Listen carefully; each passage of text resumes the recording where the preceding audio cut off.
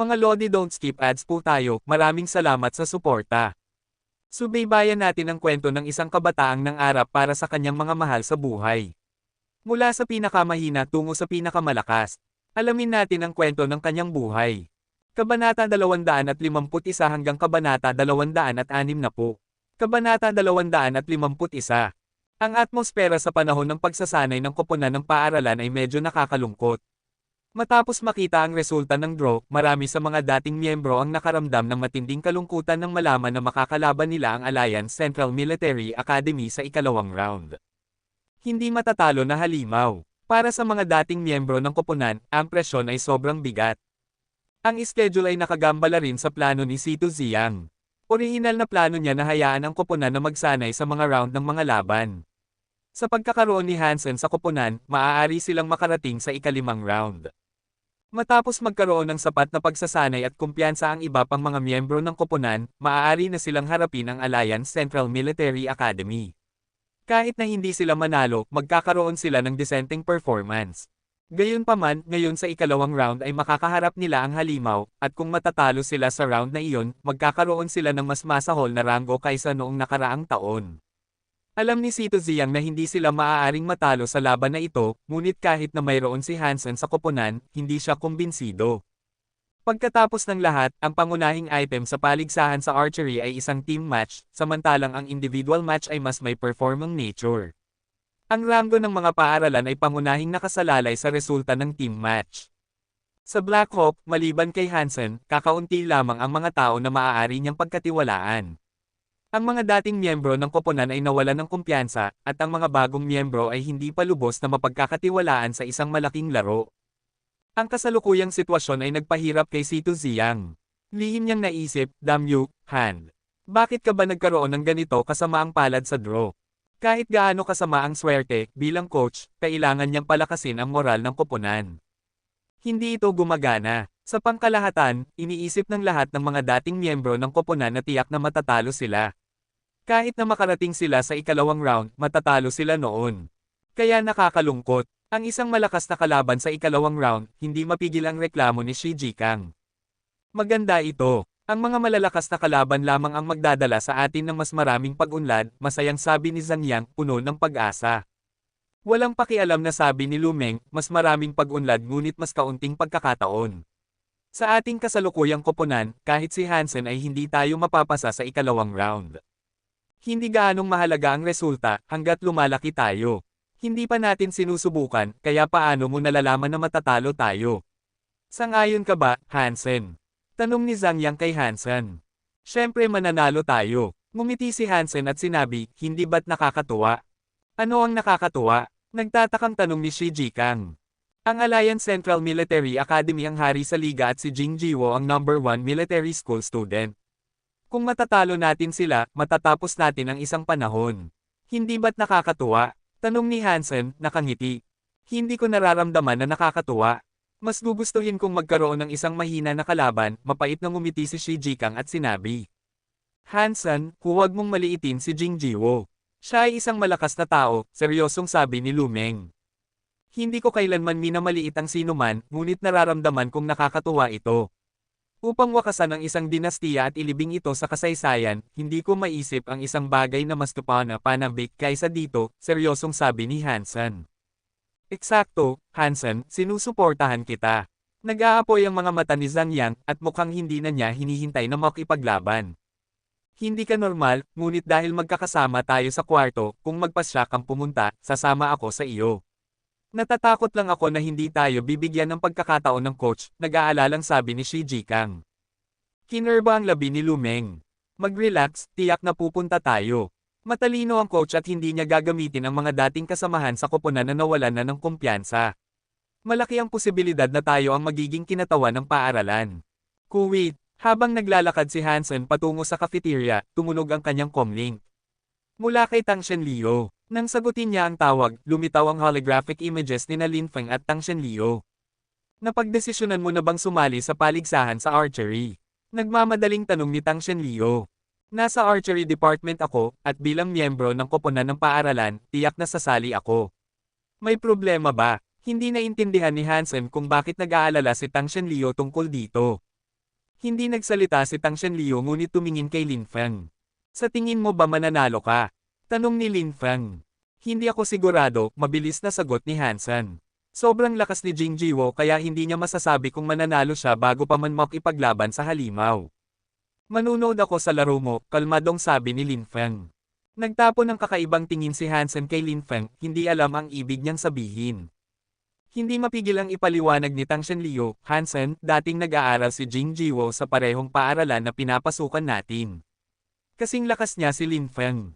Sa kasamaang palad, lumipat siya sa Alliance Central Military Academy kalaunan, at hindi na nagkaroon ng pagkakataon na makipaglaban ng maayos kay Lin Feng. Tiyak na magiging mahirap na laban. Kinakabahan ka ba ngayon? Nagkibit balikat si Hansen at sinabi, hindi ko pa naisip na matatalo ako, kaya wala akong dapat ikabahala. Kung narinig ito ni Jing Jiwo, tiyak na matutuwa siya. Dapat ko bang sabihin sa kanya na sinabi mo iyan? Ngumisi si Tang Shenleo. Gusto mo, casual na sabi ni Hansen. Mag-ingat ka, si Jing Jiwo ang pinakatalentadong at masipag na tao na nakilala ko, biglang singit ni Lin Feng. Nagulat si Hansen, at tumango ng seryoso. Ang isang tao na nakakuha ng ganoong komento mula kay Lin Feng ay tiyak na hindi ka pani-paniwalang malakas. Well then, pupunta kami doon at manunood sa laro mo. Mabilis na ibinaba ni Tang Shenleo ang tawag at tinawagan si Jing Jiwo. Number 1 military school student, mas maganda pala ang tunog kaysa sa dollar. Natutuwa na napahawak si Hansen sa kanyang baba. Gayunpaman, para makuha ang titulong iyon, kailangan niyang alisin ang lalaking tinawag na halimaw. Nang makarating siya sa cafeteria, nakakuha na ng mesa si Jianran. Mabuti na lang at wala ang kanyang kasama sa kwarto, at naramdaman ni Hansen na magiging maswerte siya. Narinig ko na makakaharap ng koponan ng archery school si Jing Jiwo sa ikalawang round, sabi ni Jianran. Oo, bakit? Nagulat si Hansen na nagsimula ng mag-alala si Jianran tungkol sa paligsahan sa archery. Kung matatalo mo si Jing Jiwo, ililibre kita ng 4 na araw na deluxe couples tour sa Aegean Sea, commendat si Jianran at sinabi. Biglang nakaramdam si Hansen ng matinding pagnanais na manalo. Nagliwanag ang kanyang mga mata parang bombilya, bulong ni Hansen, 4 na araw, deluxe, couples tour. Kabanata 252. Noong una, gusto sana ni Hansen na maghintay at tingnan kung ano ang mangyayari. Gayunpaman, ngayon ay mayroon na siyang lahat ng pagganyak para talunin ang Alliance Central Military Academy. Iniisip ang 4 na araw na deluxe couples tour, at ang kanyang sexy at magandang kasintahan, naramdaman ni Hansen na kumukulo ang kanyang dugo. Ang dahilan kung bakit gusto ni Jianran na talunin ni Hansen si Jing Jiwo ay dahil noong nakaraang taon ng pamunuan niya ang koponan ng Hand of God, natalo sila kay Jing Jiwo at tumigil bago makapasok sa top 16. Ang mga babae ay mga nilalang na mahilig maghaiganti, at ang koponan ni Hansen ay nagkataong makakaharap kay Jing Jiwo. Malinaw, ayaw ni Jianran na matalo ang kanyang kasintahan sa parehong tao.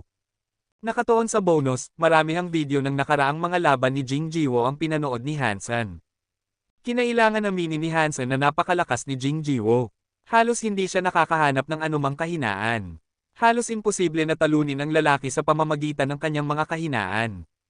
Gayunpaman, si Jing Jiwo ay nasa tuktok din ng lahat ng mga estudyante sa military school pagdating sa lakas. Ang paglampas sa kanya ay wala rin sa tanong. Ikinumpara ni Hansen ang kanyang sarili kay Jing Jiwo at nalaman niyang mas masahol siya sa parehong lakas at bilis. Sinabi ni Tang Shenleo kay Hansen na na-max out na ni Jing Jiwo ang lahat ng kanyang Geno points. Ang dahilan kung bakit hindi pa nakapunta si Jing Jiwo sa ikalawang God Sanctuary ay dahil gusto niyang makipaglaban kay Lin Feng sa susunod na Chosen Contest. Bilang karagdagan, ang Hyper Geno art na ginagamit ni Jing Jiwo ay hindi kapani-paniwala rin.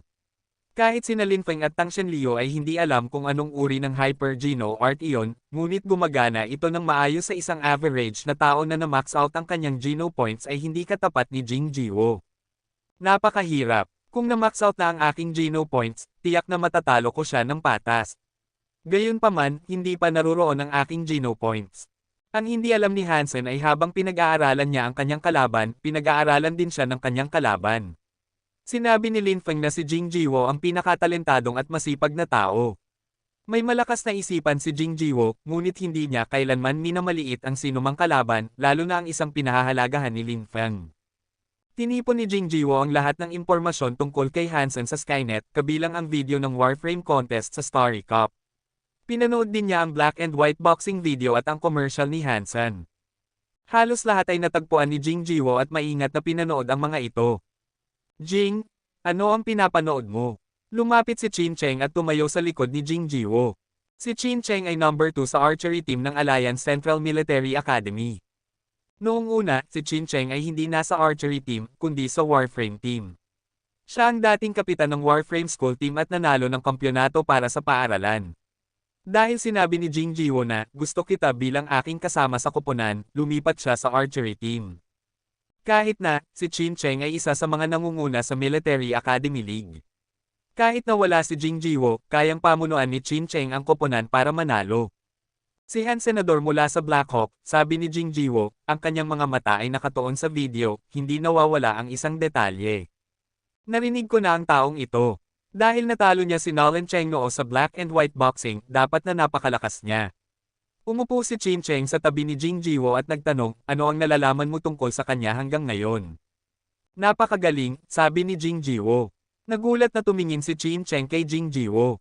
Hindi marami ang nakakakuha ng ganoong komento mula kay Jing Jiwo. Kahit sa lahat ng mga paligsahan na pinagsamahan nila, hindi pa niya narinig na sinabi ni Jing Jiwo ito tungkol sa sinuman.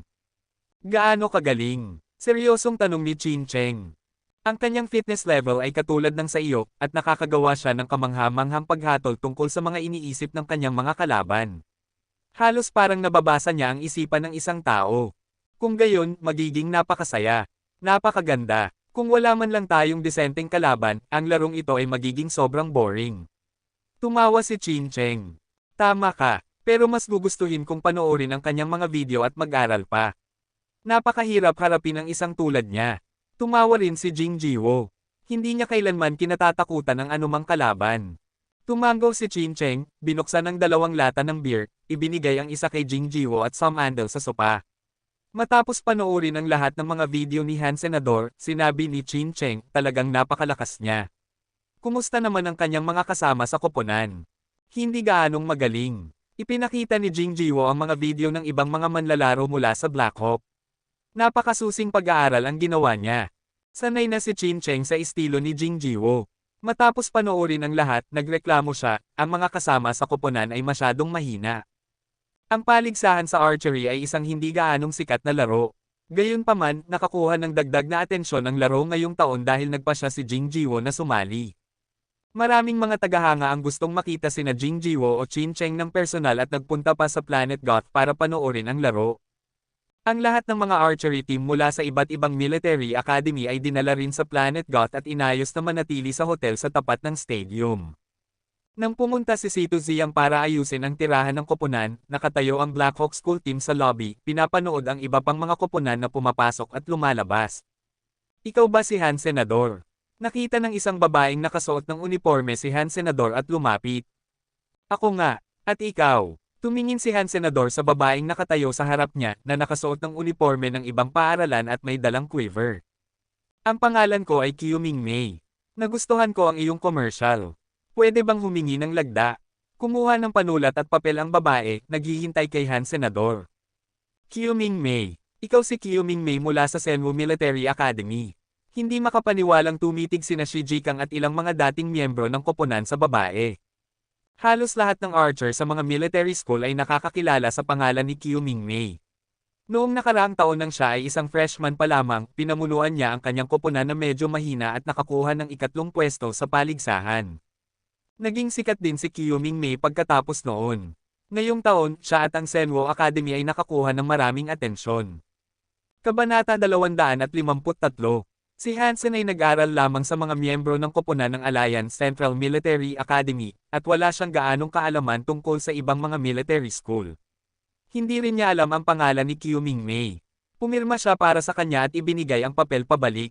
Maraming salamat. Sana magkaroon tayo ng laban ng magkasama. Napakasaya ni Qiuming Mei at bumalik sa kanyang koponan.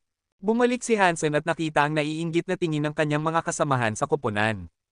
Ipinatong ni Shi Jikang ang kanyang malakas na braso sa leeg ni Hansen at sumigaw, Hansen, hiniling ni Qiuming Mei ang iyong lagda.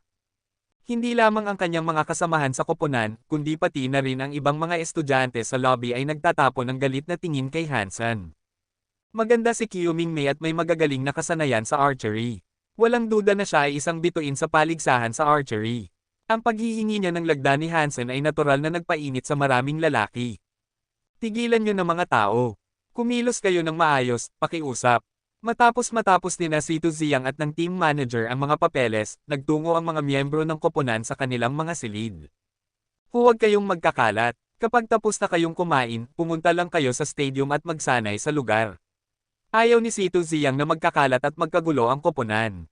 Pagkatapos ng hapunan, nagtungo ang koponan sa Goth Stadium kung saan gaganapin ang 10 araw na kompetisyon.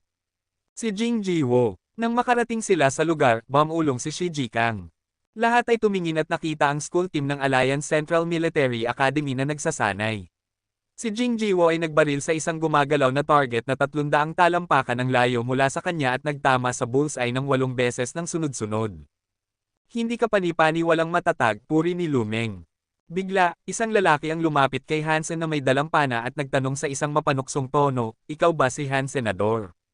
"Ako nga, sino ka?" Tiningnan ni Han Senador ang lalaki mula ulo hanggang paa at hindi siya nakilala. "Tandaan mo ako. Ako si Fang Wendeng mula sa Smith Military Academy. At talunin namin ang iyong koponan at papasok sa ikalawang round para harapin ang Alliance Central Military Academy," mayabang na sabi ng lalaki. Ngumiti si Han Senador at hindi nagsalita. Nang magsasalita na si Shi Jikang, may isa pang tao ang lumapit sa kanila. Iginalaw ni Shi Jikang ang kanyang mga labi at hindi nagsalita, nanlalaki ang mga mata habang nakatingin sa taong dumating. Hindi lamang si Shi Jikang, halos lahat ay nakatingin sa taong iyon, dahil si Jing Jiwo iyon mula sa Alliance Central Military Academy. Jing Jiwo. Ipinakilala ni Jing Jiwo ang kanyang sarili at inilahad ang kanyang kanang kamay sa harap ni Han Senador.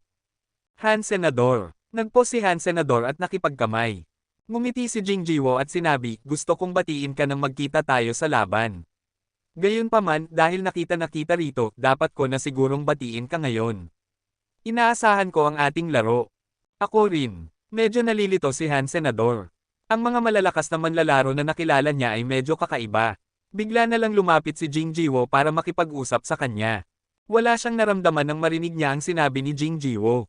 Ngunit medyo nagulat ang ibang tao. Ang mga reporter sa paligid ng lugar ay nag-draft ng milyon-milyong headline sa kanilang isipan. Isang imbitasyon mula sa halimaw, nemesis ng emperador, sa posibilidad ng tagumpay ng Black Hawk. Anuman, maraming tao ang nakakaalam ngayon na seryoso ang tingin ni Jing Jiwo sa Black Hawk, o mas tiyak, kay Han Senador. Naiwan mag-isa si Fang Wendeng at nakaramdam ng sobrang sama ng loob. Walang nakikinig sa kanya at ang kanyang komento ay tuluyang nakalimutan dahil sa presensya ni Jing Jiwo. Gumagawa rin ng live show ng pagsasanay sa stadium si Wen Zixu. Nang makita niya ang eksena, nagulat siya ng labis. Dapat sana ay gagawa siya ng isang show tungkol sa black and white boxing, ngunit nagboluntaryo siyang gumawa ng isang show tungkol sa paligsahan sa archery dahil alam niyang sasali si Han Senador. Hindi niya maintindihan kung bakit susuko si Han Senador sa black and white boxing para sa archery. Napakagaling niya sa black and white boxing kaya garantisadong maganda ang kanyang performance. Kahit na siya ay mula sa archery department, hindi pa rin maintindihan ni Wen Zixu ang kanyang desisyon. Ngayong taon, nagpasya si Jing Jiwo na sumali sa paligsahan sa archery, at ayon sa mga patakaran, hindi na siya maaaring lumabas sa mga kompetisyon sa black and white boxing na nagpapasikat sa Saint Germain bilang pinakamalakas na koponan. Pinatunayan ni Han Senador na madali niyang matatalo ang Saint Germain at dapat sana ay isang perpektong pagkakataon ito para sa kanya. Gayunpaman, pinili niyang makipagkompetensya sa archery at nakaharap niya ang Alliance Central Military Academy sa ikalawang round, na lampas sa kanyang pangunawa. Habang pinapanood sina Han Senador at Jing Jiwo na nag-uusap, biglang naisip ni Wen Zixu na naiintindihan niya ang isang bagay. Si Han Senador at Jing Jiwo ay dapat na nagkasundo na makipagkompetensya sa paligsahan sa archery. Iyon ang dahilan kung bakit pinili nilang magkasama ang paligsahan sa archery. Hinayaan ni Wen Zixu na gumala ang kanyang imahinasyon. Nadraft na niya ang pamagat ng kanyang piraso, ang pagkikita ng halimaw at ng emperador. Habang lalong nasasabik si Wen Zixu sa kanyang trabaho, bumalik siya sa kanyang opisina at nagsimulang magsulat. Maraming pagkamalikhain si Wen Zixu. Sa katunayan, binabati lang ni Jing Jiwo si Han Senador dahil narinig niya ang tungkol kay Han Senador mula kay Tang Shenliu at Lin Feng. Sa kanyang pagsulat, sina Han Senador at Jing Jiwo ay mayroong lahat ng uri ng pag-ibig at puot sa pagitan nila. Kasama ang mga larawan na kinuha niya, halos parang totoo. Matapos basahin ang kanyang mga ulat, nagsimulang talakayin ng lahat ang relasyon ni na Jing Jiwo at Han Senador. Kabanata 254. Nagtataka lang ako kung bakit parehong pinili nila ang archery. Mukhang may nangyayari sa pagitan ng dalawa. Eksakto. Hindi ako makapaghintay na makita ang kanilang tunggalian. Halimaw at Emperador, napakasaya. Naniniwala akong ang black and white boxing ID ni Hansen ay Emperador. Nakita ko na ang black and white boxing competition ni Hansen. Natalo pa nga niya si Nolan Cheng noon ng 5 laban sa 0 at si Jing Jiwo ay natalo lang kay Nolan Cheng noon ng 3 laban sa 2.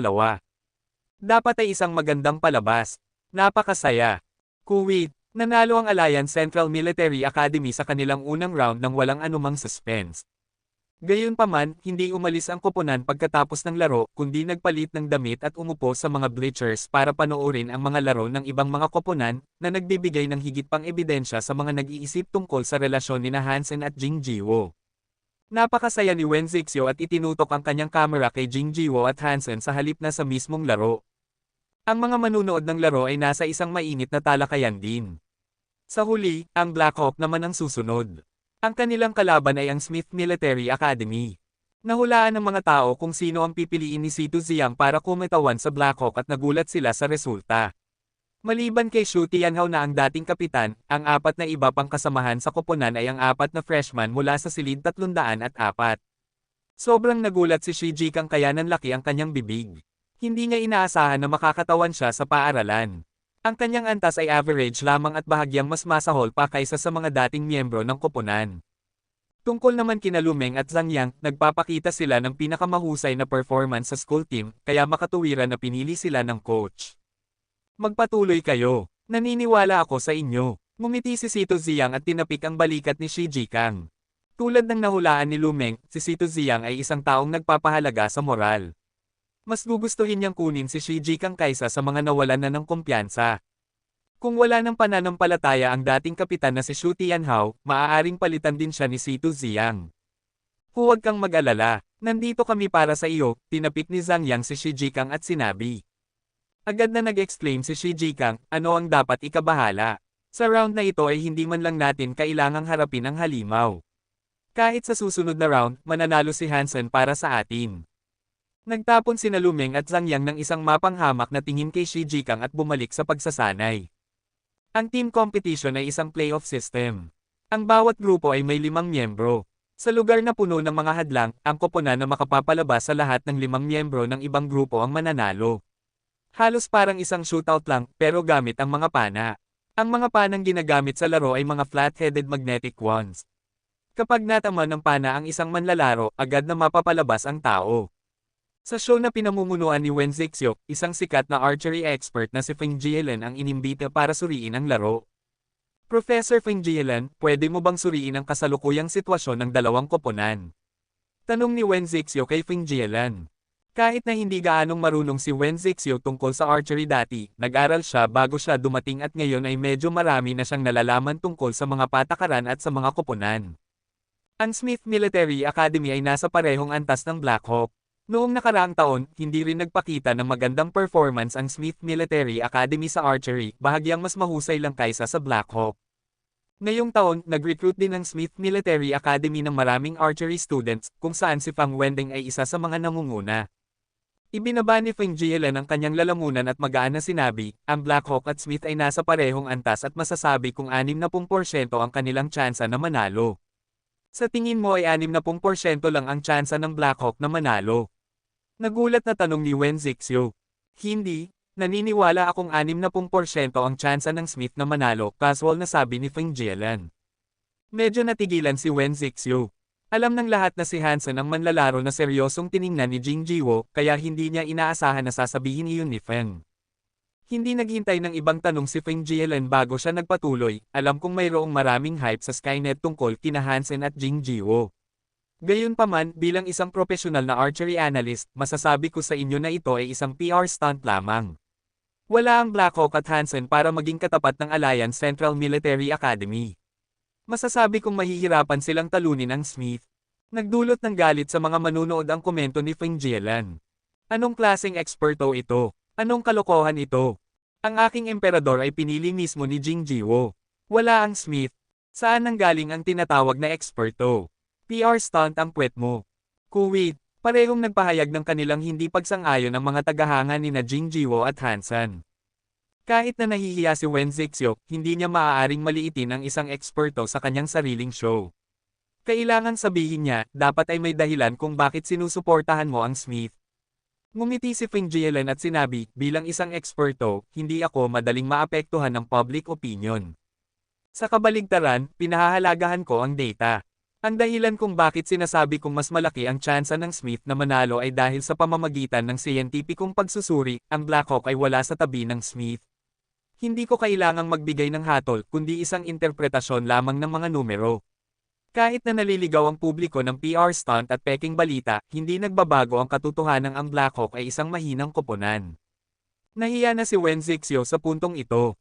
Isa sa mga peking balita na pinag-uusapan ni Feng Jielen ay ang kanyang artikulo. Sa kabilang banda, hindi alam ni Feng Jielen na nagsulat si Wen Zixio ng ganoong ulat. Ang dahilan kung bakit gumawa siya ng ganoong pagsusuri ay dahil si Fang Wendeng ay pamangkin ni Feng Jielen. Alam ni Feng Jielen na ang mga magulang ni Fang Wendeng ay mga profesional na archer at napakagaling ng kasanayan ni Fang Wendeng, kaya ginamit niya ang pagkakataong ito para ipagmalaki ang kanyang kamangha-manghang analytical skills at bigyan ng kaunting popularidad ang kanyang pamangkin. Kabanata 255. Nagpatuloy si Feng Jielen, maraming magagaling na estudyante ang na-recruit ng Smith ngayong taon, lalo na ang isang estudyanteng nagngangalang Fang Wendeng. Kung mayroon kang kaalaman tungkol sa mga paligsahan sa archery, dapat ay narinig mo na ang mga pangalan ni Fang Hua at Feng Yunmei, ang dalawang profesional na archer sa mga evolver. Si Fang Wendeng ay mula sa isang napakagandang pamilya at talentado rin. Isang bituin na archer. Ang sinasabi mo ay mas magaling si Fang Wendeng kaysa kay Hansen sa archery. Sinubukan ni Wen Zixio na pigilin ang kanyang galit. Ano bang klaseng tanong iyon? Isang tao na naglalaro ng Warframe, gumagawa ng black and white boxing at kahit na nag-shoot ng mga commercial, laban sa isang tunay na archer. Sigurado akong hindi mo alam ito. Si Feng Jielen ay nakatatandang kapatid ni Feng Yunmei. Talaga? Oo, totoo ito. Nakatira ako sa parehong gusali kay Fang Wendeng at madalas kong nakikita si Feng Jielen na bumibisita sa kanya. Walang hiya. Anong klaseng eksperto ito? Paano siya manggahas na magsalita ng ganitong kalokohan? Hindi ko kailanman narinig na ang kasanayan sa archery ay maipapasa. Agad na natuklasan ng mga manunood ang relasyon ni Feng Jielen at Fang Wendeng. Sa puntong ito, nagsimula na ang laro. Bawat koponan ay pumasok mula sa isang dulo ng larangan. Ang larangan ay may hugis parihaba na higit sa kalahating milya ang haba. Lahat ng uri ng hadlang ay nakakalat sa lugar kasama ang maliliit na burol, kagubatan at pader na nagpapahintulot sa mga manlalaro na gumamit ng iba't ibang taktika. Dapat pumili ang mga manlalaro mula sa iba't ibang pana at palason na ibinigay ng sponsor. Dahil ang bawat isa ay may iba't ibang antas ng lakas at mga gawi, walang mga patakaran tungkol sa modelo ng mga armas. Mula 6.0 hanggang 20.0, marami ang pagpipilian sa bawat antas ng lakas. Kahit na maraming high-tech composite bows na pinagsasama ang kadalian ng paggamit at katumpakan, pinili pa rin ni Hansen ang isang tradisyonal na longbow. Ang longbow ang pinakamahirap na sanayin, ngunit ito ang pinaka-flexible sa lahat ng uri ng sitwasyon. Gumagamit na si Hansen ng tradisyonal na pana mula pa noong simula. Natutunan niya ang mga batayan sa integrated education, at higit pang naituwid niyang manly. Matapos iyon, natutunan niya ang maraming teknik sa military school. Sa puntong ito, umabot na siya sa isang mataas na antas sa archery. Ang 11.0 tradisyonal na longbow ay isang tanyag na pagpipilian.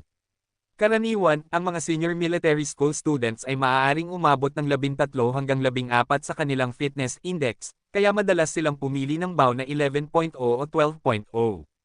Ang pinili ni Hansen ay medyo mahina. Si Shi Jikang ay may mahusay na lakas, kaya pumili siya ng 14.0 modern composite bow. Napakalakas ng pana, ngunit kulang sa flexibility. Kahit na ang composite bow ay mas madaling hawakan kaysa sa tradisyonal, kinakailangan ng bilis na isakripisyo. Plano ni Shi Jikang na maging isang remote attacker sa laro at hindi nagplano na lumapit sa sinumang manlalaro mula sa Smith Military Academy. Pumili si Zhang Yang ng tradisyonal na pana tulad ng ginawa ni Hansen, kahit na kumuha siya ng 12.5 na mas malakas kaysa sa kay Hansen.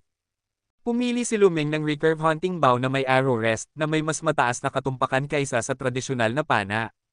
Ito ay isang halo ng tradisyonal at composite, kaya napaka-praktikal.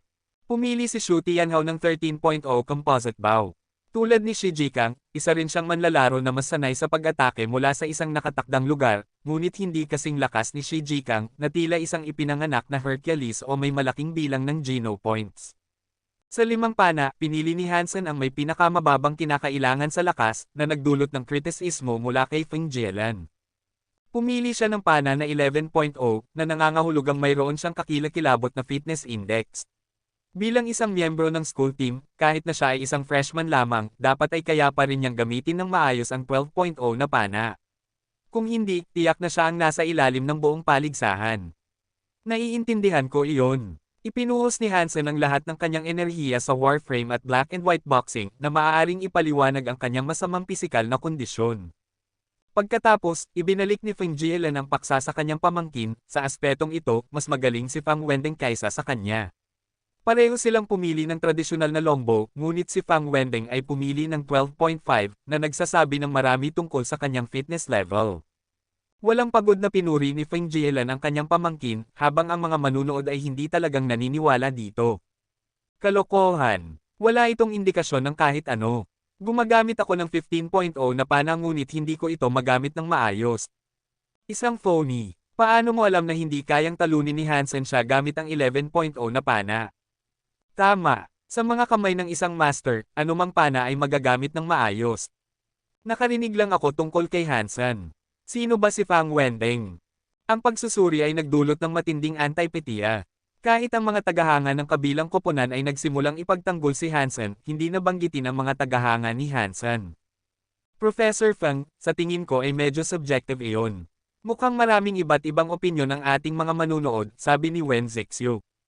Tumingin si Feng Jielan sa mga komento at sinabi ng casual, ang katotohanan ay palaging nasa kamay ng iilan. Nagbibigay lang ako ng isang katotohanan na maaaring hindi madaling tanggapin para sa mga may mahihinang isipan. Sa lalong madaling panahon, naniniwala akong makikita nila ang sinasabi ko dahil ang resulta ng laro ay patunay ng lahat. Ang mga salitang ito ay nagpasidhi sa galit ng mga manunood sa alam na ito. Si Jianran at Kulili ay naiinis din sa kanyang mga pahayag. Si Kulili ay nagalit, anong klaseng crappy expert ito? Napaka-unprofessional. Ang mukha ni Jianran ay masungit. Pinilit niyang ngumiti at sinabi, tama siya sa isang bagay. Ang resulta ng laro ay patunay ng lahat, ngunit hindi ang sinasabi niya. Kahit na ang mga manunood ay nagrereklamo, nagawa pa ring baliwalain ni Feng Jielan ang lahat ng mga komento at patuloy na pinag-uusapan ang mga lakas ng Smith. Sa puntong ito, ang mga manlalaro mula sa Black Hawk at Smith ay ginamit ang iba't ibang mga hadlang bilang kanilang takip upang lapitan ang kabilang koponan. Malapit nang magsimula ang laban. Kabanata 256. May mga dahilan si Feng Jielan para purihin ang kanyang pamangkin na talagang isang malakas na archer. Si Fang Wendeng ay may magagaling na teknik at mahusay sa pag-uutaw sa koponan. Sa Military Academy League, maaari siyang ituring na isa sa mga nangungunang manlalaro.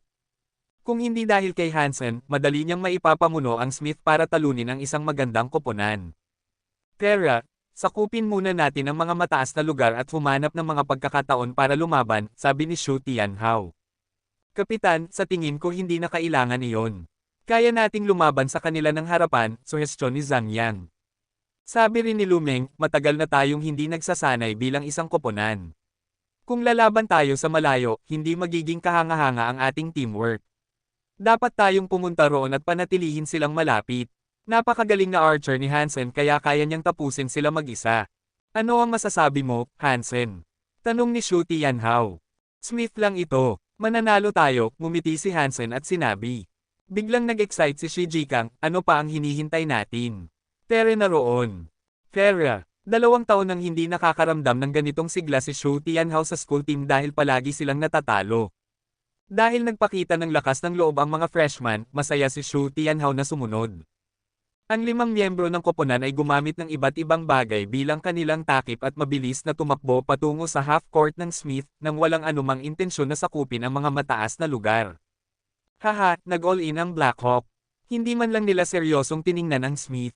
Galing. Mukhang medyo mapanganib iyon, hindi ba? Mapanganib paano? Hindi kailangang mag-alala si Hansen tungkol sa Smith. Pareho sila ng antas ni Jing Jiwo. Galing, gusto ko ito. Habang pinapanood ang 5 manlalaro ng Black Hawk na nagtataya ng panganib, nag-thrill ang mga manunood.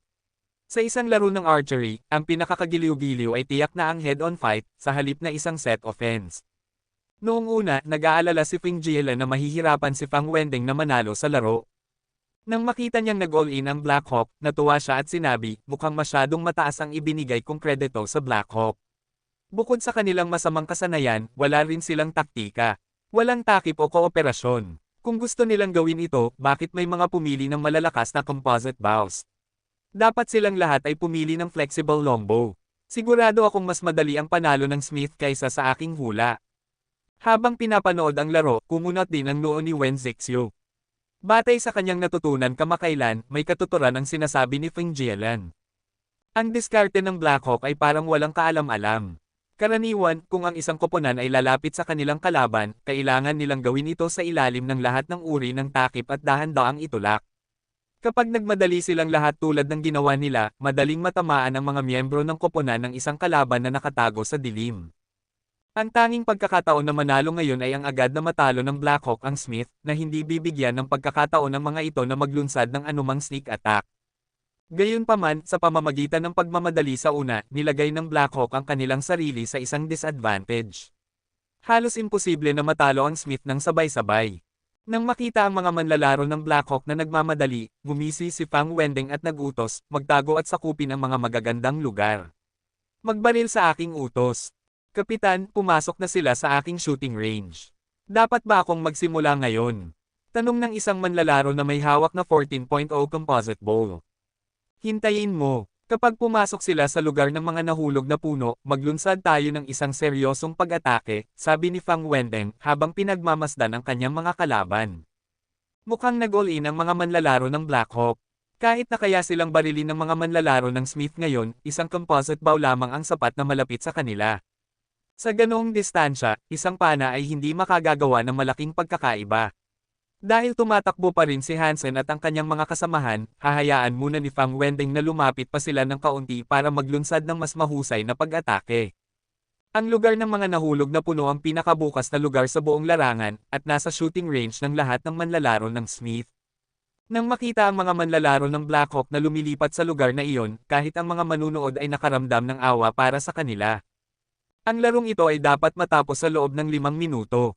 Nakita iyon ni Feng Jielan at ngumiti. Sa lalong madaling panahon, ang ngiti ni Feng Jielan ay naglaho sa kanyang mukha. Nang pumasok sina Hansen at ang kanyang mga kasamahan sa shooting range ng mga manlalaro ng Smith, ibig sabihin ay nasa range na rin ng shooting range ni Hansen ang mga manlalaro ng Smith. Nang ibigay ni Fang Wendeng ang utos na magpaputok, sunod-sunod na pana ang lumipad patungo sa kinaroroonan ng mga manlalaro ng Smith. Dalawa sa mga manlalaro ng Smith na nag-iisip na mahusay silang nagtatago ay agad na natamba. Kahit na mabilis na nakarik si Fang Wendeng at ang dalawa pa at nakaiwas sa mga pana, nawala ang kanilang pagkakataon na magbalik putok. Tumahimik ang lahat dahil nagulat sila kay Hansen na nagpaputok ng 5 pana sa isang iglap. Sa susunod na sandali, nag-ingay ang mga palakpakan sa mga bleachers. Ano ba ito? Paano niya nalaman kung saan nagtatago ang 5 tao ng Smith? Napakabilis. Hindi ko man lang siya nakitang hawakan ang kanyang pana. Napakagaling naman lalaro, hindi katakataka na seryosong tiningnan siya ni Jing Jiwo. Hindi lang siya ang black and white boxing emperor, kundi isang kamanghamanghang archer din. Hindi matatalo. Napakalaki ng larangan kaya mahirap silang makita kung nagtatago ang mga manlalaro. Gayunpaman, ang mga pana ni Hansen ay parang mga missile at tumpak na nakahanap sa mga lalaki ng Smith, agad na ibinagsak ang kanyang mga kalaban. Parang isang laban lang ito sa pagitan ng isang matanda at mga bata. Hindi naman ganoon kahirap para kay Hansen. Magaling siya sa pagpatay at ang larangan ay may nakapirming mapa.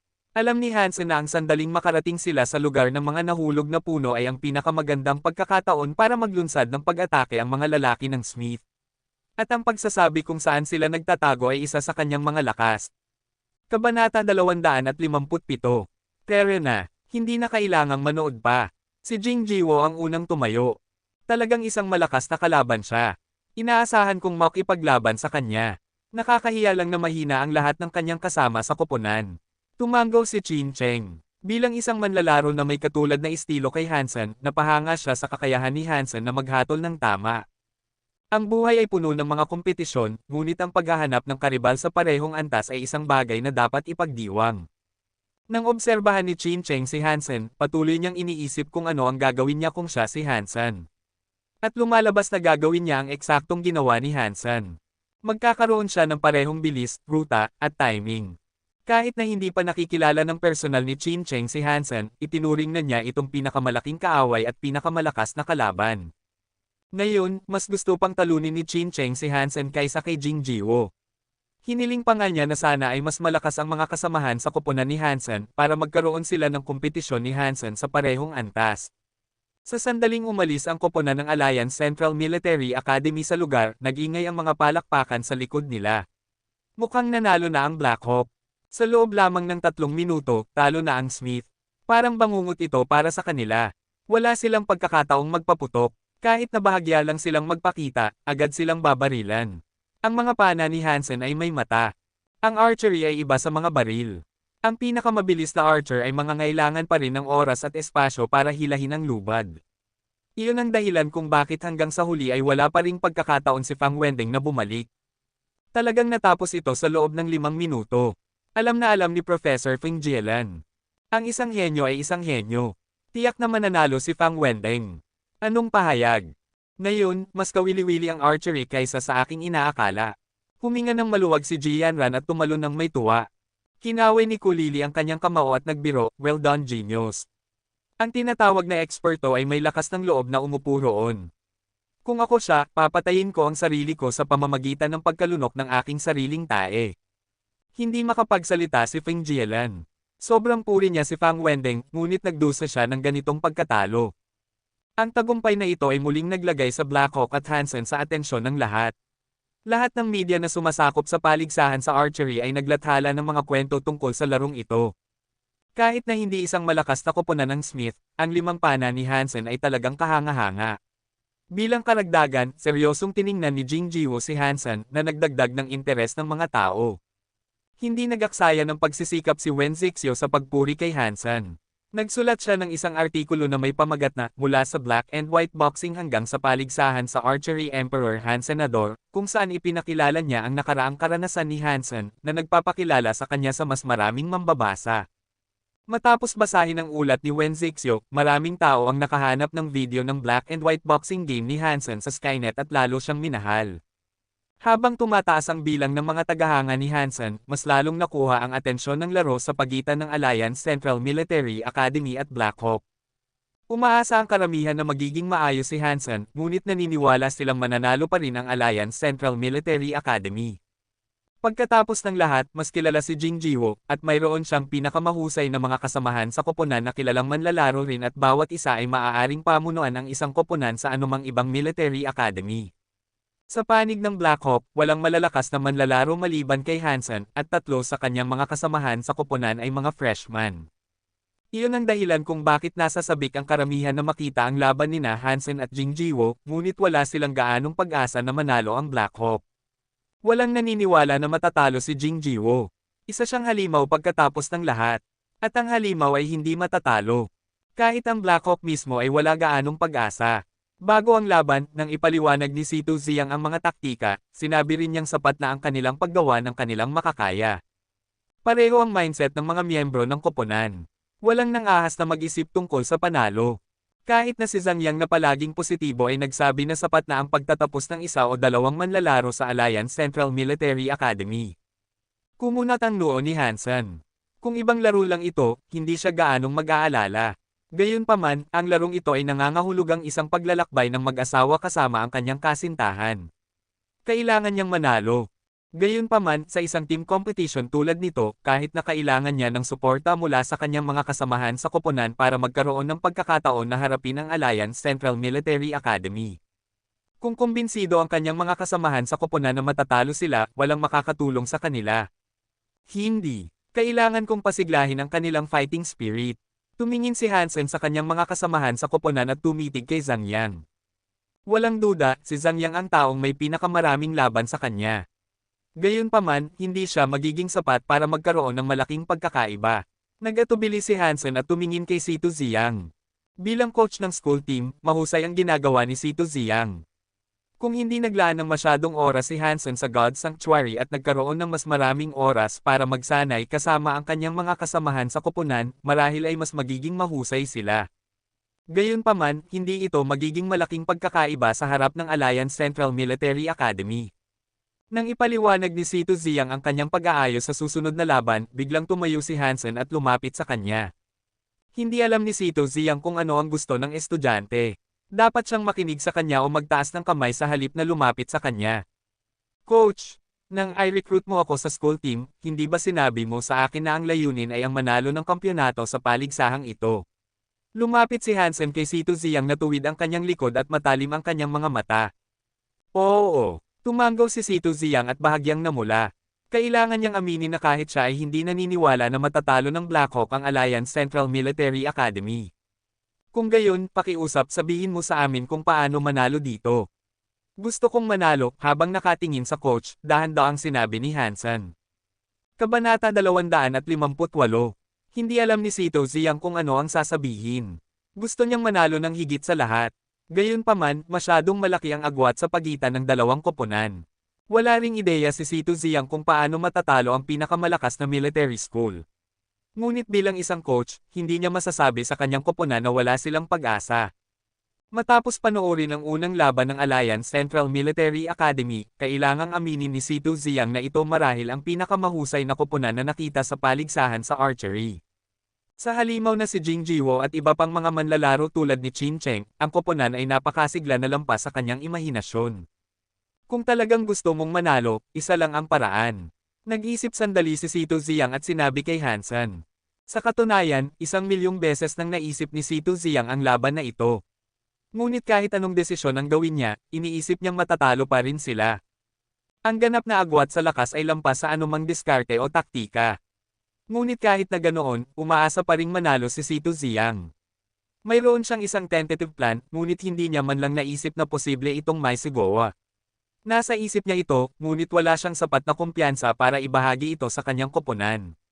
Para sa isang coach, ang plano ay medyo hanggal. Dahil sa pagtatanong ni Hansen, nag-isip si Sito Ziyang na ibahagi ang kanyang plano.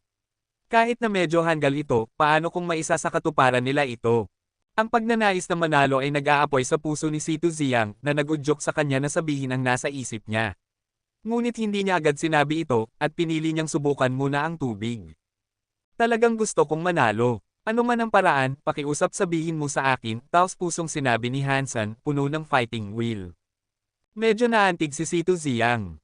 Hindi niya inaasahan na si Hansen na tila walang pakialam sa school team ay may ganoong sense of honor. Kung alam niya na iniisip talaga nito ang isang paglalakbay kasama ang kanyang kasintahan, malamang na may inis siya.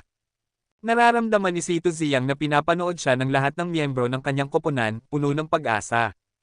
Walang gustong matalo kahit na ang mga dating miyembro ng koponan hanggat may pagkakataon silang manalo. Coach, pakiusap sabihin mo sa amin paano tayo mananalo. Nagmamadaling tanong ni Zhang Yang kay Sito Ziyang. Kinagat ni Sito Ziyang ang kanyang ngipin at sinabi ng madilim, pagdating sa ganap na lakas, wala kayong pagkakataon. Mas may karanasan ang bawat isa sa kanilang mga manlalaro. Kahit na ang kanilang pakikipagtulungan ay mas mahusay kaysa sa inyo. Tumigil si Sito Ziyang at nagpatuloy, gayunpaman, hindi ibig sabihin na lahat. Kahit na mayroon silang malaking bentahe, hindi ibig sabihin na wala kayong pagkakataon. Tumingin si Sito Ziyang kay Hansen. Kahit na napakaliit ng pagkakataong ito, kung handa kang subukan, may posibilidad, samantalang kung hindi ka susubok, tiyak na matatalo ka. Kung magpasya kang subukan ito, magkakaroon ka pa rin ng 99% na tsansa na matalo. Handa ka pa rin gawin ito.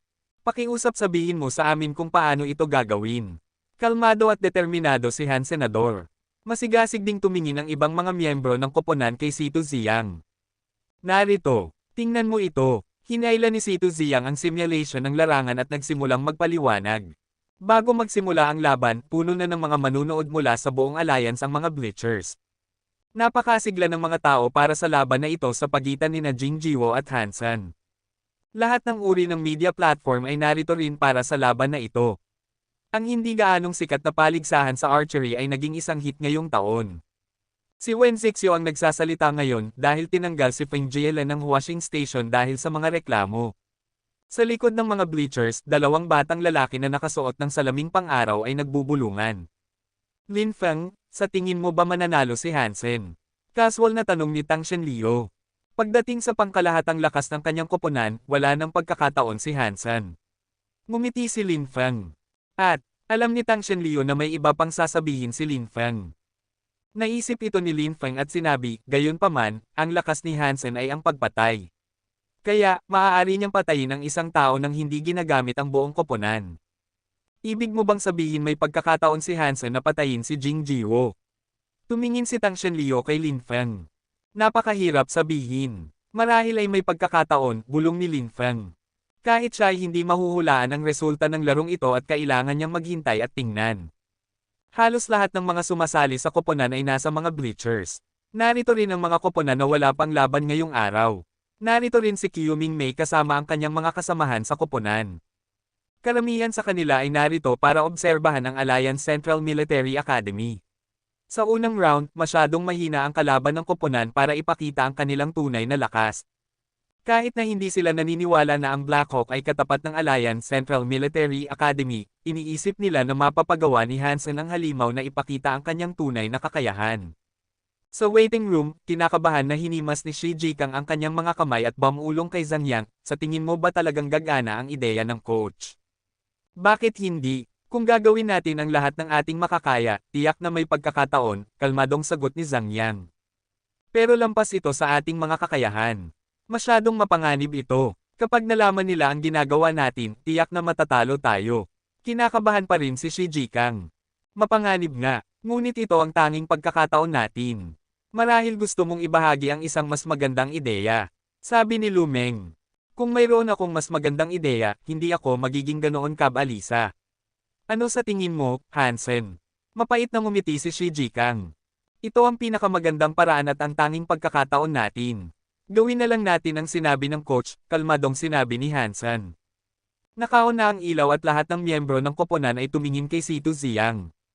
Oras na. Huminga ng malalim si Situ Ziyang at pinangunahan ang kanyang koponan palabas. Sa sandaling lumabas sila sa lugar, sinalubong sila ng mga alon ng palakpakan. Kabanata 259. Wala pang 5 minuto bago magsimula ang laro, lahat ay nanlaki ang mga mata. Kahit ang mga online viewers ay nakalimutan magkomento at hindi makapaniwala sa kanilang mga mata.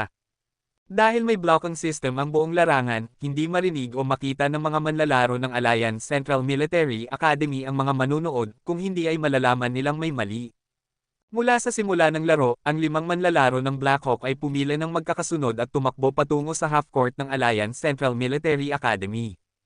Dahil may mga hadlang kasama ang mga burol at kagubatan, karaniwan, hindi nakikita ng dalawang koponan ang isa't isa kapag nagsimula pa lang ang laro. Karaniwang ginagawa na ang pagsakop sa mga mataas na lugar para obserbahan ang kabilang koponan. May ilang mga mataas na lugar sa bawat half-court para magamit ng dalawang koponan ang lupain. Sumuko ang mga manlalaro ng Black Hawk sa mga mataas na lugar at piniling pumasok sa half-court ng kanilang kalaban sa pamamagitan ng isang ruta na mahirap matuklasan, isang mapanganib na hakbang. Kapag napansin na sila ng kanilang mga kalaban na sumasakop sa mga mataas na lugar, madali silang matatapos sa isang iglap. Lahat ay nagulat sa matapang na hakbang ng Black Hawk. Karaniwan, kapag sinasakop ng Alliance Central Military Academy ang isang mataas na lugar sa malapit, mapapansin nila ang mga manlalaro ng Black Hawk at matatapos ang laro kapag nakita na nila ang mga manlalaro ng Black Hawk. Anong klaseng taktika ito? Napakasakit nito. Tiyak na matutuklasan sila. Siyempre, gumawa ng maling hakbang ang Black Hawk. Akala ko magiging napakaganda ng larong ito. Mukhang matatapos ito ng napakabilis. Kahit na ang isang average na motor school ay hindi papansinin ang ganitong pagpasok, hindi nabanggitin ang Alliance Central Military Academy. Anong trick ito? Kuwait, ang mga may kaunting kaalaman sa laro ng archery ay nag-iisip na nagpapakamatay ang Black Hawk. Sa puntong ito, kinakabahan ng pinipisil ni Situ Ziyang ang kanyang mga kamay, ang kanyang mga mata ay nakatuon sa kanyang koponan. Dinisenyo niya ang mga taktika na parang isang pagpapakamatay. Walang koponan ang gagawa ng ganoong pagkakamali na pabayaan ang matapang na hakbang na ito. Gayunpaman, ito ang kanyang huling paraan matapos niyang panoorin ang lahat ng mga laro ng Alliance Central Military Academy sa nakaraang mga taon. Kung gagamitin niya ang taktikang ito sa ibang koponan, halos tiyak na mabibigo sila. Gayunpaman, sa Alliance Central Military Academy, marahil ay mayroon silang 1% o mas mababang pagkakataong magtagumpay. Sa teorya, lahat ng koponan ay unang sasakupan ng isa o dalawang mataas na lugar sa malapit para obserbahan ang kanilang mga kalaban. Karamihan sa oras, ginagawa rin ng Alliance Central Military Academy ang pareho. Gayunpaman, sa napakabihirang mga pagkakataon, pipiliin nilang direktang pumunta para sakupin ang pinakamataas na punto sa gitna ng larangan. Napakakaunting pagkakataon na ito kaya 3 beses lang itong nakita ni Sito Ziyang sa nakaraang mga taon. Napakaliit ng pagkakataon na ito kaya hindi na ito mahalaga. Ngunit ang pagsusuri ni Sito Ziyang ay nagbigay sa kanya ng pag-asa. Sa 3 beses na nagawa ng Alliance Central Military Academy ang desisyong iyon, na isang mas agresibong diskarte, ay nangyari ito nang makatagpo sila ng malalakas na kalaban. Nakatulong din ito sa kanila. Ang mga koponan na itinuring na katapat nila ay lahat ay natalo. Kahit na walang naniniwala na sapat na ang lakas ng Black Hawk para hamanin ang Alliance Central Military Academy, dahil kay Hansen, pinapalakas ng media ang hype. Nag-isip si Sito Ziyang kung seryosong titingnan ng Alliance Central Military Academy ang Black Hawk para gamitin ang kanilang espesyal na diskarte. Kung pipiliin nilang gawin ang kanilang routine, tiyak na matatalo ang Black Hawk. Isang sugal ito, habang hindi alam ni Sito Ziyang kung mayroon bang anumang chips ang Black Hawk. Anuman, ito ang tanging pagkakataon ng Black Hawk. Pinagpapawisan ng kanyang mga palad, nagdarasal si Sito Ziyang na magkaroon ng himala. Si Hansen ang nangunguna, paminsan-minsan ay tumitingin sa timer sa kanyang kamay. Maingat na dinisenyo ni Sito Ziyang ang kanilang ruta at timing, sa isang paraan na hahayaan silang maglakad sa likod ng Alliance Central Military Academy sa mga pagkakataong pipiliin ng koponan na direktang pumunta sa gitna. Marahil ay gumagana ang mga panalangin ni Sito Ziyang, ang 5 manlalaro ng Alliance Central Military Academy ay talagang pumunta sa gitna sa halip na sakupin ang mga mataas na lugar sa malapit. Ang isang klasikong laban ay madalas na nabubuo sa ilalim ng impluwensya ng maraming pagkakataon. Nang makita ng mga manunood na ang mga manlalaro mula sa bawat koponan ay nagdaan sa isa't isa mula sa iba't ibang ruta, nagulat sila. WTF? Dapat ay na-rehearse ito. Nakakatawa ito. Ang swerte ng Black Hawk dahil pinili ng Alliance Central Military Academy na direktang pumunta sa gitna at naiwasan sila. Hindi kapani-pani walang taktika. Hindi ako makapaniwala na gagana ang ganitong taktika. Napakagalit ng coach ng Alliance Central Military Academy. Walang sino man ang makakahula na magkakaroon ng ganitong kakaibang taktika ang Black Hawk. Mas hindi ka panipaniwala ay siya ang nagpasya na pumunta sa gitna na bahagi ng kalkulasyon ng kalaban. Hindi ito isang pagkabigo ng mga manlalaro kundi ng coach mismo. Sa puntong ito, nagsisisi siya ng labis dahil ang plano na durugan ng Black Hawk ay naging pinakamalaking krisis ng Alliance Central Military Academy. Lahat ng mga coach mula sa ibang mga koponan sa paaralan ay tumingin kay Sito Ziyang nang may paghanga sa babaeng ito. Ganoon katapang at tagumpay ang kanyang hakbang. Habang naglalakad ang Alliance Central Military Academy patungo sa gitna, nakarating na ang mga manlalaro ng Black Hawk sa kagubatan sa likod ng gitnang bundok. Nakalantad ang likod ng 5 manlalaro ng Alliance Central Military Academy sa paningin ng mga manlalaro ng Black Hawk. Kabanata 260. Ang pag-atake sa likod ng kalaban ay ang pinakamabisang pag-atake. Sa kasaysayan, hindi mabilang na mga sikat na heneral ang namatay sa ilalim ng mga pag-atake mula sa mga gilid. Nang hindi alam na nakalantad ang kanilang mga likod, ang 5 manlalaro ng Alliance Central Military Academy ay patuloy na umaakyat sa gitnang bundok. Bigla, nagpaputok ng mga pana mula sa kanilang likuran. Kahit na may 5 manlalaro sa kanilang koponan, ang target ng mga pana ay isang tao. Si Qin Cheng, ang number 2 sa Alliance Central Military Academy at ang pangalawang bituin ng koponan. Marahil ay hindi kasing sikat si Qin Cheng gaya ni Jing Jiwo, ngunit ang kanyang kontribusyon sa koponan ay hindi nagkulang kaysa kay Jing Jiwo. Bilang isang student Warframe commander, hindi lamang si Qin Cheng ay may magagaling na kasanayan sa archery, kundi pati na rin ang mahusay na talento sa pamumuno. Sa pagkakaroon ni Qin Cheng sa koponan, nakatuon si Jing Jiwo sa pag-alis sa mga kalaban. Kung wala si Qin Cheng, ang Alliance Central Military Academy ay magiging malakas pa rin, ngunit hindi matatalo. Mula sa simula pa lang, ang plano ni Sito Ziyang ay ang alisin muna si Qin Cheng, na ang utak ng koponan, sa halip na si Jing Jiwo. Sa isang banda, napakasigla ng katawan ni Jing Jiwo kaya maaaring hindi gumana ang isang sneak attack na tulad nito. Sa kabilang banda, ang pag-alis kay Qin Cheng ay mas mahalaga sa Black Hawk sa estratehiko. Mag-ingat! Napansin ni Jing Jiwo ang pag-atake bago pa man dumating ang mga pana. Masyadong huli na para maiwasan niya ang mga pana, kaya ang tanging magagawa niya ay ang gumamit ng kanyang boses. Mabilis na kumilos si Qin Cheng. Isang laro ng archery ito, kaya ipinagbabawal ang paggamit ng anumang bagay para hawakan ang mga pana ng kalaban. Ang isang manlalaro ay maaaring umiwas o gumamit ng kanyang sariling pana para lumaban. Hinaharangan ng mga pana ang bawat direksyon na maaaring puntahan ni Qin Cheng. Malinaw ang kanilang intensyon na tanggalin si Qin Cheng. Kinuha ni Qin Cheng ang kanyang pana at nagpaputok ng 3 pana sa isang iglap na nagpabagsak sa lahat ng 3 pana na papunta sa kanyang mukha. Qin Cheng, galing. Kinaway ng coach ng Alliance Central Military Academy ang kanyang kamao sa excitement, pakiramdam ay maswerte dahil mayroon siya kay Qin Cheng sa kanyang koponan. Ang ganitong kasanayan at kalmado ay wala sa ibang tao kundi kay Jing Jiwo. Masaya rin ang mga kasamahan sa koponan ni Qin Cheng. Galing. Well done, Qin Cheng. Haha, nag-aksaya ng maraming pagsisikap ang Black Hawk para atakihin si Qin Cheng at nabigo. Talagang hari ng Warframe si Qin Cheng. Mayroon kaming higit pa kaysa kay Jing Jiwo. Parehong kagalingan ni Qin Cheng. Kuwait, habang nagdiriwang sila, biglang nag-exclaim si Qin Cheng dahil tumama ang isang pana sa kanyang dibdib. Beep, beep. Alliance Central Military Academy, Qin Cheng, out, Archer, Black Hawk, Hansen. Nag-ilaw ang damit ni Qin Cheng at ang boses ng AI ay narinig sa larangan, na nagulat sa lahat kabilang ang coach ng Alliance Central Military Academy. Tumingin si Qin Cheng sa pana sa kanyang katawan ng walang emosyon. 3 pana lang ang nakita niya. Gayunpaman, nang maiwasan niya ang 3 iyon, isa pang pana ang lumipad sa kanya mula sa wala. Wala siyang oras para muling gumanti bago siya matamaan. Mag-ingat kay Hansen. Mas malakas siya kaysa sa inaakala natin, sabi ni Qin Cheng kay Jing Jiwo. Naiintindihan na niya kung saan nanggaling ang panang iyon. Ang unang 3 pana ay isang takip lamang, habang ang pana ni Hansen ay nakatago sa likod ng isa sa mga ito. Kailangan niyang maiwasan ang lahat ng 3 pana bago lumitaw ang huli. Gayunpaman, sa puntong iyon ay wala na siyang oras para harapin ang huling pana. Mas madaling sabihin kaysa gawin. Hindi pa siya nakakakita ng isang tao na makakagawa nito sa buong paligsahan sa archery. Dahil natanggal si Qin Cheng sa pamamagitan ng isang matalinong makina, nagpatuloy ang laro na ang Alliance Central Military Academy ay nasa disadvantage. Nakatago ang mga manlalaro ng Black Hawk sa kagubatan, habang nakalantad ang kanilang mga kalaban sa Dallas Days na walang takip.